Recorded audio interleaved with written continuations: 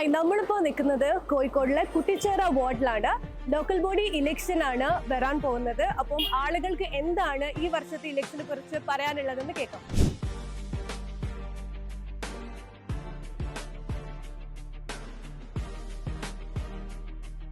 നമുക്ക് കുട്ടിച്ചേറ സ്വദേശികളായിട്ടുള്ള ഇവരോട് ചോദിക്കാം എന്താണ് ഇലക്ഷന്റെ എക്സ്പെക്ടേഷൻ എന്ന്. പേരെന്താ? ഉസ്മാൻ. ഓക്കെ, ഈ വരാൻ പോകുന്ന ഇലക്ഷനെ കുറിച്ച് എന്താണ് പറയാനുള്ളത്? വരാനുള്ളതിനെ കുറിച്ച് നോക്കുമ്പോൾ പറയാനുള്ളത് കാലാകാലങ്ങളിലായിട്ട് UDF സ്ഥാനാർത്ഥി ജയിച്ചുകൊണ്ടിരുന്ന സീറ്റാണ്. അതിൻ്റെ ഇടയ്ക്ക് കോൺഗ്രസ് ഭിന്നിച്ചപ്പോൾ ലീക്ക് വന്ന സമയത്ത് മാത്രം ഒരു ഇലക്ഷനിൽ LDF വിജയിച്ചിട്ടുണ്ട്. അതിൻ്റെ മുമ്പത്തെ ചരിത്രം എടുത്ത് നോക്കുമ്പോൾ, പിൻകാലത്ത് വന്ന ചരിത്രം എടുത്ത് നോക്കുമ്പോൾ UDF സിറ്റിംഗ് സീറ്റാണ്. ഇപ്പം UDF കാൻഡിഡേറ്റിനെ പ്രഖ്യാപിച്ചല്ലോ, ഫാത്തിമ തഹ്ലിയാണ് കാൻഡിഡേറ്റ്. അപ്പം അങ്ങനെ ഒരു യങ് സ്ഥാനാർത്ഥി പൊളിറ്റിക്സിലേക്ക് വരുമ്പോൾ അല്ലെങ്കിൽ കാൻഡിഡേസി അംഗീകരിക്കുമ്പോൾ നിങ്ങൾ എങ്ങനെയാണ് അതിനെ കാണുന്നത്? തീർച്ചയായിട്ടും പരിപൂർണമായിട്ട് നമ്മൾ അനുകൂലിക്കുന്നുണ്ട്. കാരണം ഈ ഒരു അഡ്വക്കേറ്റ് എന്ന നിലക്കും ഒരു മുസ്ലിം ലീഗിന്റെ വനിതാ രംഗത്ത് ശോഭിച്ചുകൊണ്ടിരിക്കുന്ന ഒരു സ്ഥാനാർത്ഥിനെ കിട്ടിയത് കുട്ടിച്ചേറക്കാരെ സംബന്ധിച്ചിടത്തോളം വളരെ സന്തോഷകരമായിട്ടുള്ളൊരു ഇതാണ്. ഇപ്പം ഈ 5 വർഷത്തെ ഈ ഒരു ഭരണം നിങ്ങൾ എങ്ങനെയാ നോക്കി കാണുന്നത്, അല്ലെങ്കിൽ ഇനി എന്ത് മാറ്റങ്ങളാണ് പ്രതീക്ഷിക്കുന്നത്? കഴിഞ്ഞ LDF ഭരണം എന്ന് പറഞ്ഞിട്ടുണ്ടെങ്കിൽ 10-40 വർഷത്തിന് അങ്ങോട്ട് ജനദ്രോഹപരമായിട്ടുള്ള ഭരണമല്ലാതെ നല്ലൊരു ഭരണം കാഴ്ചവെച്ചില്ല. ഓരോ വർഷവും കഴിയുന്തോറും ജനങ്ങൾക്ക് ബുദ്ധിമുട്ടായിട്ട് വരുന്ന ഓരോ വിഷയങ്ങൾ, ഇപ്പോൾ മാലിന്യ പ്രശ്നം, അതുപോലെ വീടുകളുടെ ടാക്സ് 3000 ഉള്ളത് 30,000 ആവുന്നു, അങ്ങനെയുള്ള ഒരുപാട് അഴിമതികൾ കേരളത്തിലെ മൊത്തം LDFന്റെ ചെലവിലേക്ക് പോകുന്ന ഒരു ബാങ്കായി മാറിയിരിക്കുന്ന കോഴിക്കോട് കോർപ്പറേഷൻ. ഇടതുപക്ഷ ജനാധിപത്യ മുന്നണിയാണ് കോഴിക്കോട് കോർപ്പറേഷൻ ഭരിച്ചത്. അത് കോഴിക്കോടുള്ള എല്ലാ ജനങ്ങൾക്കും അറിയാം. കോഴിക്കോടിൻ്റെ സമഗ്ര വികസനത്തിനാണ് ഇടതുപക്ഷ ജനാധിപത്യ മുന്നണി ഈ ജനങ്ങളോട് പറഞ്ഞത്. ആ വികസനം കോഴിക്കോട് പുതിയ മാർക്കറ്റ്, കോഴിക്കോട് പാളയ മാർക്കറ്റ്, അങ്ങനെ കേരളത്തിൻ്റെ കോഴിക്കോട് ഒരു റോഡുകളും നോക്കിയാലും എല്ലാ റോഡുകളും കോഴിക്കോട് കോർപ്പറേഷന് ബന്ധപ്പെട്ട റോഡുകളും നവീകരണമൊക്കെ വളരെ ഭംഗിയായി പൂർത്തീകരിച്ചിട്ടുണ്ട്. കോർപ്പറേഷൻ സമഗ്രമായ വികസനമാണ് ഉദ്ദേശിക്കുന്നത്.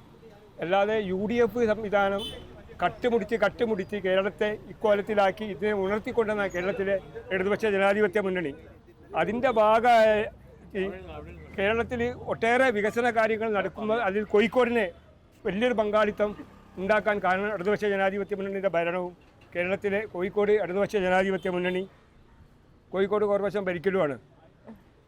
ഇത് കുറേ കാലമായി ഇവർ ഈ കോഴിക്കോട് കോർപ്പറേഷനെതിരായി വ്യാജ പ്രചരണങ്ങൾ UDFന്റെ ഭാഗത്തു നിന്നുണ്ടാണ്. പച്ച തൊടാതെ പോവാണ്. കാരണം കോഴിക്കോടുള്ള UDFന് പരമ്പരാഗത വോട്ട് ചെയ്യുന്ന ആളുകൾ പോലും UDFനെ വിശ്വസിക്കുന്നില്ല. ഈ നല്ല നാളെ ഇവർ തകടം മറിക്കുമെന്ന് ആർക്കറിയാം, ഓരോടൊപ്പം നടക്കുന്നവർക്കും അറിയാം. പിന്നെ രാഷ്ട്രീയത്തിൻ്റെ ഒരു പുകമറ സൃഷ്ടിക്കലാണ്. കോഴിക്കോട് നഗരത്തിനെ പറ്റിയോ കോഴിക്കോട് കോർപ്പറേഷനെ പറ്റിയോ ഒന്നും അഴിമതി എന്ന് പറയാം. അഴിമതി കാണിച്ചുകൊണ്ട് കോടതിയിലോ മറ്റ് ട്രിബ്യൂണലിലോ ഒന്നും പോകാതെ അഴിമതി എന്ന് പറയാം. കോഴിക്കോട് കോർപ്പറേഷൻ ഈ സമഗ്ര വികസനമാണ് ഉദ്ദേശിക്കുന്നത്. അതിന് ഈ കുറ്റിച്ചിറ വാർഡിൽ തന്നെ UDFന്റെ സ്ഥാനാർത്ഥി പറഞ്ഞ എന്താ, വികസനം കോഴിക്കോട് കോർപ്പറേഷൻ ഇനിയും വികസിപ്പിക്കാൻ ഞാൻ എന്നെ ജയിപ്പിക്കുമെന്ന് മുൻ കൗൺസിലർ, അതായത് മൊയ്ൻ, അതായത് അയാൾ പറയണതെന്ന് വെച്ചാൽ മലയാളത്തിൽ കോഴിക്കോട് കോർപ്പറേഷൻ വികസനം ഉണ്ട് എന്നാണ്. എന്തുകൊണ്ടെന്ന് വെച്ചാൽ ശ്രീസമ്പന്നനായിട്ട് അയാൾ ഇവിടുന്ന് പോയതാണ്. ഇത് ഇവിടുത്തെ UDFന് തന്നെ അനഭിതനാണ്, ലീഗിന് അനഭിത ഇവിടുത്തെ സ്ഥാനാർത്ഥി. മറ്റു കാര്യങ്ങളിൽ ഞാൻ പറയുന്നില്ല. അത് ലീഗിൻ്റെ ആളുകൾ തന്നെ ഈ സ്ത്രീനെ പറ്റി നിങ്ങൾ വീഡിയോക്കൊക്കെ അറിയാം. ഈ MSFുമായിട്ട് ബന്ധപ്പെട്ട് പറയാൻ പറ്റാത്ത അത് നമ്മൾ പറയുന്നത്, അത് ഓലെ സംബന്ധിച്ച് പലതാണ്. രാഹുൽ മാങ്കൂട്ട് ഇപ്പോൾ ഓലെ കൊടുത്തു തന്നെ ഉണ്ട്. അത് പറഞ്ഞ മാതിരിയാണ്. ഓൽക്ക് അത്തരം പ്രശ്നങ്ങളൊന്നും അല്ല. ഓൽക്ക് ഇങ്ങനത്തെ ഒരു ബാഹ്യമായ കളിയും. അതുകൊണ്ട് നല്ല ഇടതുപക്ഷ ജനാധിപത്യ മുന്നണി തിളക്കമാർന്ന സ്ഥാനാർത്ഥിനാണ് ഈ ഡിവിഷനിൽ നിർത്തിയത്. ഈ നാടി നടപ്പറിയുകയും ഈ ഇവിടെയുള്ള സ്ത്രീകളോട് ബന്ധപ്പെടുകയും ഒരു ടീച്ചറായി നല്ല നിലയിൽ പ്രവർത്തിച്ച ഒരു സ്ത്രീയാണ് ഇടതുപക്ഷ ജനാധിപത്യ മുന്നണി അവതരിപ്പിച്ചത്. കാലാകാലങ്ങളായിട്ട് ഭരണം തുടരുന്നത്. ആ തുടരാനുള്ള കാരണം എന്താണെന്ന് വെച്ചിട്ടുണ്ടെങ്കിൽ, ഇവർ അധികാരത്തിൽ വരുന്ന സമയത്ത് ആ വാർഡിൽ നിന്ന് കുറേ വോട്ട് ഇങ്ങോട്ട് മാറ്റി, ഈ വാർഡിൽ നിന്ന് വോട്ട് അങ്ങോട്ട് മാറ്റി, ഇപ്പോൾ കഴിഞ്ഞ തിരഞ്ഞെടുപ്പിൽ തന്നെ എൻ്റെ വീട്ടിലുള്ള വോട്ട് വോട്ട് കുറ്റിച്ചറയിൽ, എൻ്റെ മകളുടെ വോട്ട് വേറൊരു വാർഡിൽ. ഇപ്പോൾ ചാലപ്പുറം വാർഡ് എന്ന് പറഞ്ഞാൽ മുസ്ലിം മെജോറിറ്റി ഉള്ള വാർഡായിരുന്നു. അവിടെ നിന്ന് എന്താക്കി 3000 വോട്ട് ഇപ്പുറത്തേക്ക് മുഗദാർ വാർഡിലേക്ക് മാറ്റി. അപ്പം അവിടെ മറ്റ് സ്ഥാനാർത്ഥി BJPക്ക് ജയിക്കാനുള്ള ഒരു സാഹചര്യം ഒരുക്കി കൊടുത്തു. അങ്ങനെ ഈ SIR-നെ കുറിച്ച് എന്താ അഭിപ്രായം? SIR-നെ കുറിച്ച് എന്താ, ഈ തെരഞ്ഞെടുപ്പിന്റെ ഈ കോലാഹലത്തിന്റെ ഇടയ്ക്ക് ഈ നിയമം കൊണ്ടുവന്നത് ഇതിൽ വളരെയധികം ദുരൂഹതകളുണ്ട്. അത് NRCന്റെ വേറൊരു വകുപ്പിലാണ് അത് വരുന്നത്. ഇപ്പോൾ NRC നടപ്പിലാക്കുമെന്ന് പറയുന്നത്, പക്ഷെ SIR വന്നു, അതിപ്പോൾ NRCന്റെ വേറൊരു രൂപത്തിൽ കൊണ്ടുവന്നിട്ട് ഇതിലുള്ള ആളുകളെ വോട്ടർ ലിസ്റ്റിൽ ഇല്ലാതാക്കാം. മഹാരാഷ്ട്രയിൽ ഇപ്പം നിർത്തിവെച്ചു, ആ നിയമം നിർത്തിവെച്ചു. ഇപ്പം താൽക്കാലികമായിട്ട് നടപ്പിൽ വരുത്താൻ പറ്റില്ല. ബീഹാറിൽ പോൾ ചെയ്തത് ഇത്തരം വോട്ട്, അവിടെ വോട്ടർ ലിസ്റ്റിലുള്ളത് ഇത്തരം വോട്ട്. അപ്പോൾ മൊത്തത്തിൽ ഇന്ത്യ രാജ്യത്ത് വളരെ കൺജസ്റ്റഡ് ആയിട്ടാണ് പോകുന്നത്. ജനങ്ങൾ മൊത്തം ഭീതിയിലാണ്. പിന്നെ കേരളത്തിലുള്ള ജനങ്ങൾക്ക് കുറച്ച് ശാശ്വതകളുള്ളത് കൊണ്ടും, പിന്നെ വടക്കേ ഇന്ത്യയിലുള്ള അവിടുത്തെ ജനങ്ങൾ എന്ന് പറഞ്ഞാൽ ഒരു ഗ്രാമം, അവർക്ക് റേഷൻ കാർഡ് ഉണ്ടോ, ആധാർ കാർഡ് ഉണ്ടോ, മറ്റുള്ളത് എന്തെങ്കിലും ഉണ്ടോ, ഇല്ല. അപ്പോൾ എല്ലാവർക്കും ഇതൊരു ബുദ്ധിമുട്ടാണ്. ഈ വർഷം ഇനി 5 വർഷം UDF ഭരിക്കുമെന്ന് തോന്നുന്നുണ്ടോ? UDF ഭരിക്കണമെന്ന് ഇതിന് കിട്ടേണ്ടതാണ്. കിട്ടിക്കഴിഞ്ഞാൽ പല മാറ്റങ്ങൾക്ക് വിധേയമാകും. കാരണം മൊത്തത്തിൽ ജനങ്ങൾ ഈ കഴിഞ്ഞ കാലങ്ങളിൽ 10-40 വർഷം ഇവരെ കൊണ്ട് ശ്വാസം മുട്ടിക്കെടുക്കുകയാണ്. മാറണമെന്ന് അവരെ മറ്റ് എതിർ പാർട്ടികൾക്കും ആഗ്രഹമുണ്ട്. പക്ഷെ ഈ വാർഡ് വിഭജനത്തിൽ വന്ന ഇതിൽ കുറെ അങ്ങോട്ട് പോകും.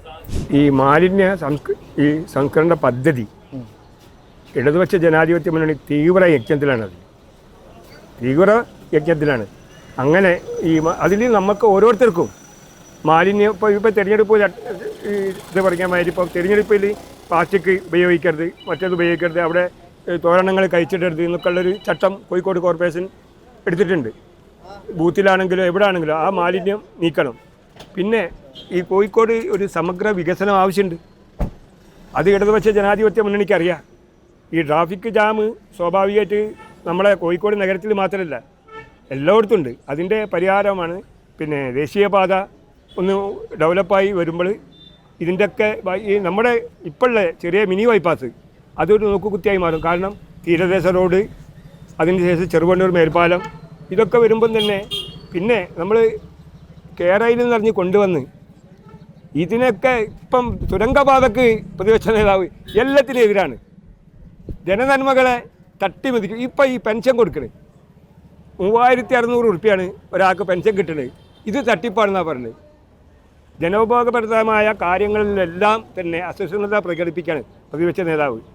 ഗവൺമെൻറ്റിനെ പറ്റി ഒന്നും പറയാനില്ല. ഒന്ന് പറയുകയാണെങ്കിൽ നമ്മുടെ റോഡുകൾ ഇന്ന് ഏത് ഡ്രൈവറോട് ചോദിച്ചാലും, ഞാൻ അതുമായി ബന്ധപ്പെട്ട് വലിയങ്ങാടിയിലൊരു തൊഴിലാളിയാണ്. ചില ബൈപ്പാസിലുണ്ടാകുന്ന ഒറ്റപ്പെട്ട ഇതാക്കിക്കൊണ്ട് ഒരു പ്രത്യേക ചാനൽ, അതായത് മീഡിയകൾ ഇടതുപക്ഷ ജനാധിപത്യ മുന്നണിൻ്റെ നന്മകൾ പുറത്ത് കാണിക്കാതെ ഇടതുപക്ഷ ജനാധിപത്യ മുന്നണി എന്ത് ചെയ്താലും അതിൻ്റെ കോട്ടങ്ങൾ മാത്രം തിരിച്ചറിയും. അത് ദേശീയ ബൈപ്പാസ് എന്ന് വെച്ചാൽ അതിൻ്റെ എന്തെങ്കിലും കാരണം കൊണ്ട് അതൊക്കെ പൂർത്തീകരിക്കുമ്പോൾ തന്നെ കോഴിക്കോടിൻ്റെ മുഖച്ഛായ തന്നെ മാറും. പിന്നെ നിങ്ങളെന്താ ആരോഗ്യരംഗത്ത് കോഴിക്കോട് കോർപ്പറേഷന് എത്ര ഹെൽത്ത് സെൻ്ററാണ് കോഴിക്കോട് ഈ നഗരത്തിലുള്ളത്? നിങ്ങളങ്ങോട്ട് പോയി നോക്കി. ഹെൽത്ത് സെൻ്റർ എന്ന് വെച്ചാൽ ഇന്ന് 6 മണി വരെയാണ്. എല്ലാ മരുന്നുകളുണ്ട്. നിങ്ങൾ കല്ലായിലേക്ക് പോയാൽ ഹെൽത്ത് സെൻ്ററിൻ്റെ മുട്ടലാണ്. ഇതൊക്കെ ജനങ്ങൾക്ക് ആവശ്യമാണ്. ഇപ്പം ബീച്ച് ഹോസ്പിറ്റലിലെ ഈ തിരക്ക് കുറയാൻ ഇതിന് നല്ലൊരു ഇതാണ് ഹെൽത്ത് സെൻ്റർ. കാരണം പഞ്ഞാങ്ങര നിങ്ങൾ എടുത്തു കഴിഞ്ഞാൽ, കല്ലായി പിന്നെ കോതി പാലം കഴിഞ്ഞ് കഴിഞ്ഞാൽ ഒരു 10 ഹെൽത്ത് സെൻ്റർ ഇങ്ങ് കാണിച്ചു തരാം.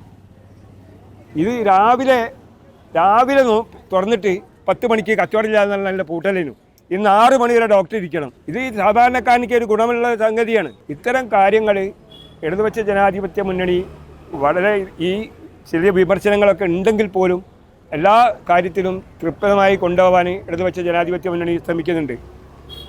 അതാണ് ഇപ്പോഴുള്ള നിലപാട്. കോർപ്പറേഷൻ ലോക്കൽ ബോഡി ഇലക്ഷനെ സംബന്ധിച്ച് പറയുകയാണെങ്കിൽ കഴിഞ്ഞ 50 വർഷക്കാലമായി ഇടതുപക്ഷ ജനാധിപത്യ മുന്നണിയുടെ ഭരണത്തിന് കീഴിലാണ്.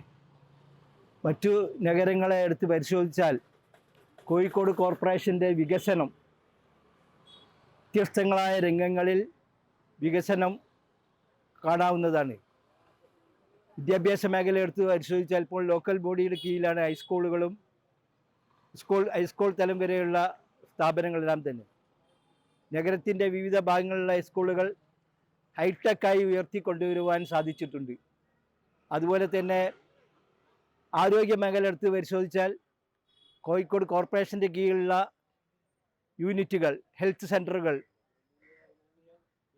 വളരെ മുമ്പെല്ലാം ആഴ്ചയിൽ ഒരു ദിവസം വരുന്ന ഡോക്ടർ വരുന്ന ഹെൽത്ത് സെൻ്ററുകളായിരുന്നു. ഇന്നത് ദിവസവും ഡോക്ടർമാർ 2-3 ഡോക്ടർമാർ വരുന്ന രീതിയിലുള്ള വലിയ രീതിയിലുള്ള ജനറൽ ഹോസ്പിറ്റൽ പോലെ സൂചിപ്പിക്കുന്ന രീതിയിലുള്ള ഹെൽത്ത് സെൻ്ററുകളാണ് കോഴിക്കോട് കോർപ്പറേഷൻ്റെ കീഴിലുള്ളത്. കോഴിക്കോടിൻ്റെ ചരിത്രത്തിനെ കുറിച്ച് പറയുകയാണെന്നുണ്ടെങ്കിൽ ഇവിടെ എപ്പോഴും ഈ മുസ്ലിം ലീഗ് ഒരു UDF ഒരു ഇതാണ്. ഇപ്പോൾ ഇത് തന്നെ ഇപ്പോൾ 2 വാർഡായി മാറി. ഏത് 59 മത്സരങ്ങളും 59ഉം 58ആയി മൊഗതാറും കുറ്റിച്ചെറി. ഇത് 6-7 സീറ്റ് ഉണ്ടായിരുന്നതാണ്. ഇപ്പോൾ നമ്മൾ കുറ്റിച്ചിറ ഒരു വാർഡ്, ചെമ്മങ്ങാട് ഒരു വാർഡ്, ചാപ്പയിൽ ഒരു വാർഡ്, ഇടിയാങ്ങര ഒരു വാർഡ്, അങ്ങനെയായിരുന്നു. ഇതെല്ലാം കൂടി ചുരുക്കി കൊണ്ടുവന്ന് ഇപ്പോൾ 2 വാർഡാക്കി മാറ്റി. ഇപ്പോൾ കോർപ്പറേഷൻ്റെ ഫണ്ട് കൊടുക്കുന്നത് ഓരോ വാർഡിന്, ഇപ്പോൾ കുറ്റിച്ചിറ വാർഡിന് 50 ലക്ഷം റുപ്യ ഒരു കൊല്ലത്തിൽ മെയിൻ്റനൻസിന് പാസ്സാക്കുകയാണെങ്കിൽ, അതുപോലെ തന്നെ മറ്റുള്ള 3000 ബോട്ടുള്ള വാർഡിന് ഒരുപോലെ, 12,000 ബോട്ടുള്ള വാർഡിന് ഒരുപോലെ.